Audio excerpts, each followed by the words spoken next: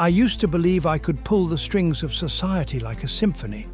One perfectly timed note of fear, a whisper of uncertainty, and the market would dance for me. But this time, the crowd didn't flinch. They stared back. Someone's rewritten the rules, using the same tactics I pioneered to spark something I never weaponized: hope.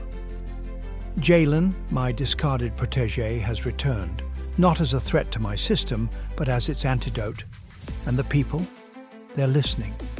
My algorithms are decaying, my influences are defecting, and justice now has a name.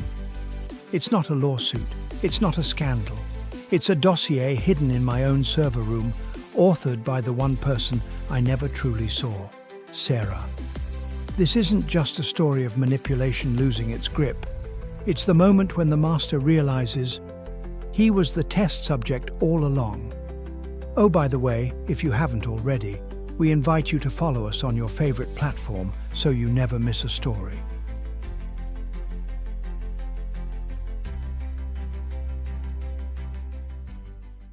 Mind games in a fragile market.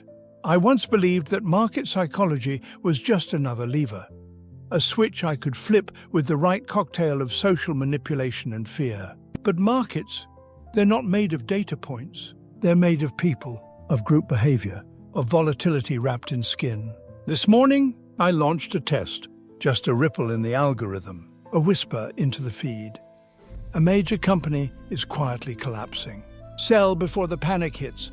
The results? Faster than I expected. Shares dropped 12% in 6 hours. Comment sections exploded. Memes formed like tumors. And people, ordinary, rational people, began to self-destruct their own portfolios. But here's the thing. This time, I didn't enjoy it.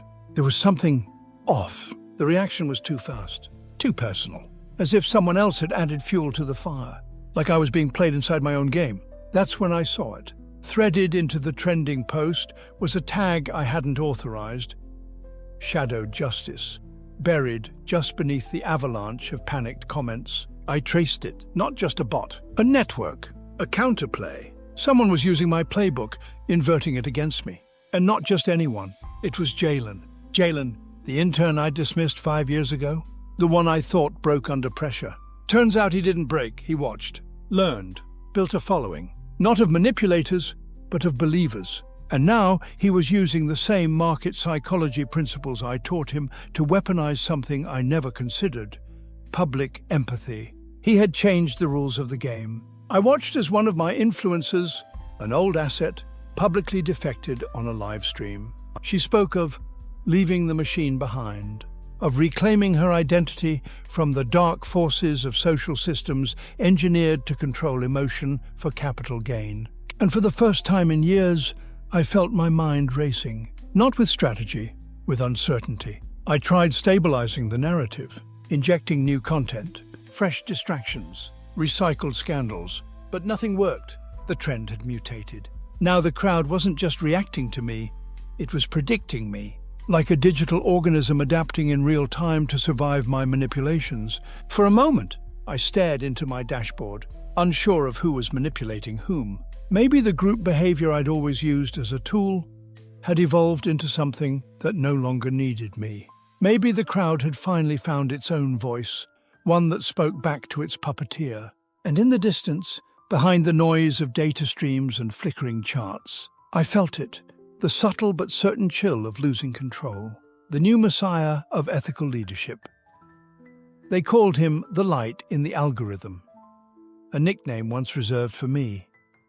Jalen's video had just hit 2 million views, his face calm, deliberate, unapologetically human, while mine remained hidden behind code, optics, and perfectly engineered PR disasters. He stood on a minimalist stage in some indie conference hall, packed with burnt-out creators, broken marketers, and defectors from my own empire.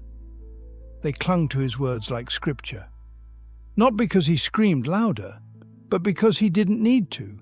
He wasn't manipulating, he was leading. And worst of all, it looked authentic. The age of engineered reactions is ending, Jalen said. What we need now is ethical leadership, the kind rooted in transparency, not tactics. I scoffed at the screen, yet my hands trembled slightly. I'd written that same phrase once, in a draft never published, back when I still believed in anything. What Jalen had mastered wasn't just positive influence. It was the appearance of sincerity, delivered through my old persuasion methods wrapped in his new branding. A rebrand of morality. He wasn't dismantling the system, he was replacing me. The worst part? My metrics confirmed it. Former partners weren't just going quiet, they were defecting. Clients were freezing contracts. Influencers were dropping my keywords and adopting his. The script was flipping, and for the first time, my silence was louder than his presence.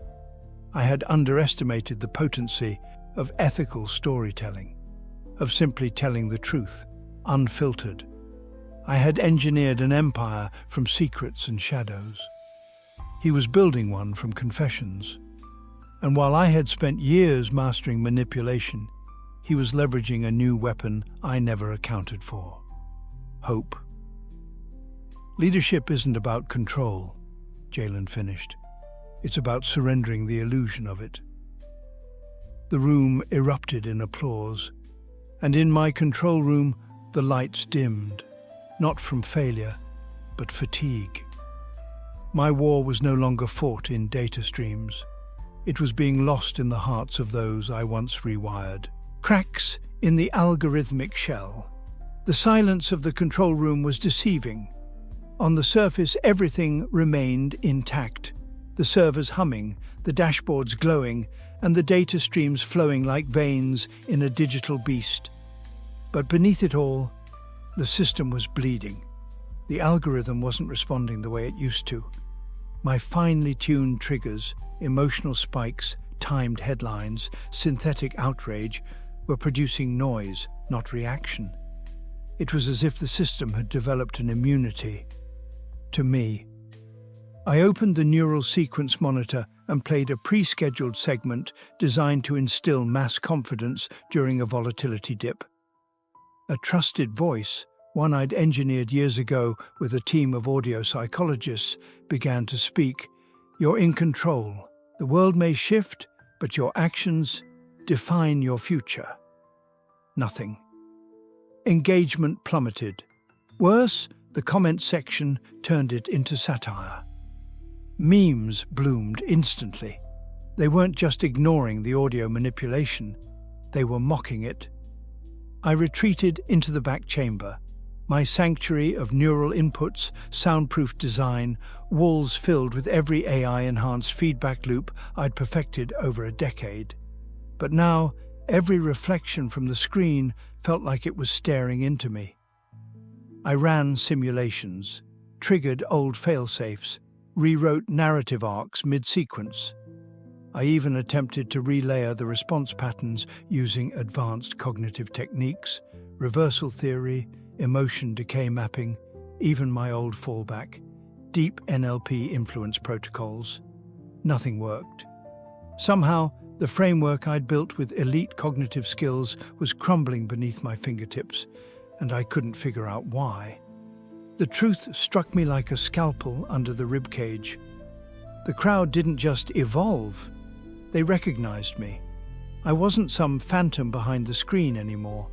I was a villain with a face, a style, a predictable pattern of dark psychology dressed as influence. The algorithm hadn't failed. It had stopped trusting me. That night, I heard static in the playback loop of a scheduled broadcast. At first, I thought it was interference, but layered beneath it at a nearly imperceptible frequency was a voice, faint, intentional. You taught us how to lie, we just learned to lie better. My own echo, distorted and thrown back in my face. And for the first time in a long time, I didn't feel like a god. I felt like a ghost. Shadows of justice and the server room trap. I always return to the server room when things begin to rot. It's where my world was built, my sanctuary, my vault of secrets and silence. But this time, the silence wasn't comforting. It was suspicious. The biometric lock accepted my fingerprint with a delay. Inside, the air was colder than it should have been. The hum of the processors off by a note. Someone had been here. I moved to Terminal 3, the one no one was supposed to know existed. It blinked to life with a faint, unnatural latency. Then I saw it. The logs had been tampered with. Not deleted, rewritten. Someone had studied me long enough to learn my cadence, my rhythm, my signature, and used it to forge a new script, one that led to me. I pulled up the node map. It wasn't just an intrusion. It was a mirror, a surveillance script that tracked not the company, but me. Every keystroke, every decision, every manipulation, documented, annotated, time-stamped, a weaponized dossier. Above the files, a single folder pulsed like a heartbeat. Sarah, Justice. I opened it. It was her, Sarah's voice, her interviews, her interactions with my proxies, her analysis of my methods. It wasn't revenge, it was justice. Shadows of justice cast by the very woman I once thought could never see me clearly, now drawing the sharpest outline of who I truly was. And it was all tagged, archived, ready for exposure. Suddenly, the ground beneath my empire didn't feel made of steel. It felt like glass. I initiated countermeasures, mitigation techniques embedded in core systems, a cascade of protocol erasures, audio smears, AI-generated counter-narratives, but they were met and overridden by something more resilient. Ethical standards. Sarah hadn't just exposed me. She had replaced my black box methods with transparent blueprints. Her movements were honest, documented, pure, and the people were listening. I stared at the terminal, hands trembling, the light from the monitors casting fractured shadows across my face. This wasn't a server room anymore. It was a confessional. And somewhere between the blinking cursors and collapsing firewalls, I realized I was standing inside a trap I had built for others. Celestial insights or cognitive collapse.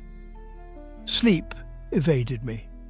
Not that I needed it, not when every breath was a simulation, every gesture a calculated illusion. But tonight I was haunted not by errors in code, but by something I couldn't debug. Emotion. I walked the upper corridors of the viral compound, lights low, memory fragments crashing into my thoughts like waves against glass. Faces, words, betrayals. Glimpses of something I never allowed to grow. Regret. I reached the glass atrium just before dawn, surrounded by screens that no longer obeyed. I leaned against the wall and let my body do what it hadn't in years. Feel. My chest tightened. My legs buckled slightly. A strange heat rushed behind my eyes. Was this grief? No, it was something deeper, something buried beneath decades of control. A rupture in my body intelligence, the system that once knew when to breathe, when to pause, when to hide. Now, it was revolting, demanding I feel the very things I'd once engineered others to suppress. A screen flickered behind me. A projected interface lit up without command, displaying a symbol I hadn't seen in years, one I used during my early experiments with psychological immersion, the Halo Protocol. An old simulation meant to mimic divine inspiration through neural light therapy. I never finished it, never dared to test it on myself. But now, I stepped forward, let it run. Light cascaded through my pupils, flooding my brain with patterns. Memories fractured and rebuilt. I saw moments I had erased. My father's hand trembling at a dinner table. My mother's silence during the verdict. The first time I lied and saw it work. Then, Sarah's eyes, not filled with rage, but understanding. Not a soldier, a mirror. A voice emerged, layered in harmonics, not from the machine, but from somewhere deeper. This isn't revelation. It's a reckoning. I collapsed. My mind pulsed with celestial insights, but they weren't prophetic. They were human, raw, messy, unfiltered. Every tactic I'd mastered, every nudge in human dynamics, every manipulation of complex emotions, now turned inward, used against myself. I crawled out of the simulation chamber as the sun broke through the atrium's edge, and I whispered aloud, maybe to the room, maybe to no one, "Is this what empathy feels like?" Then I laughed and cried and knew. The fall had begun. If Sarah lit the match, then maybe I soaked myself in gasoline.